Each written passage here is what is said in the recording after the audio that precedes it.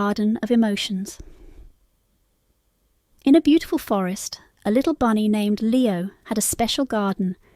In this garden, each flower represented a different emotion. There were cheerful sunflowers, sad bluebells, angry red roses, and calm white lilies. One day Leo's mum noticed he was feeling a bit down. She sat beside him and gently asked, "Leo, what's happening?" Leo lowered his head and softly said, "I was very happy at school today because I played a new game with my friends." As he spoke, he glanced at the bright sunflower in his garden, which seemed to be smiling. His mum nodded and smiled. "That's wonderful. I am so glad you have such good friends." Then Leo's expression turned somber. "But in the afternoon my friend moved away and I felt very sad." He looked at the bluebell, which seemed to droop. His mum gently hugged him. "I understand your sadness. Goodbyes are always hard. But your friendship will always remain in your heart."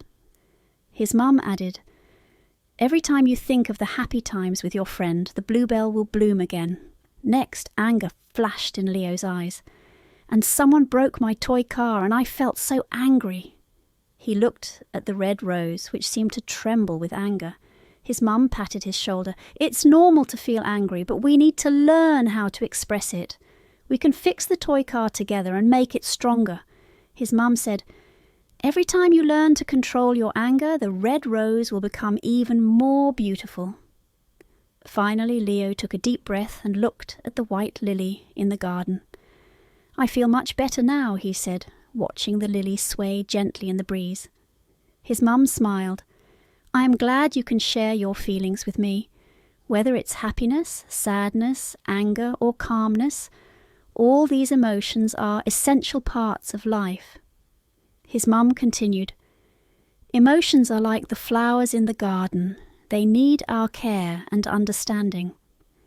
From that day on, Leo and his mum would walk into the garden of emotions every day, sharing their feelings. They found that when they sincerely expressed and understood each other's emotions, the flowers in the garden bloomed more beautifully. Leo realized that emotions are a part of life, just like flowers are a part of the garden. Through his conversations with his mum, he learned how to express and understand his emotions, making his garden always full of life and colour. This is a story about emotional communication and understanding.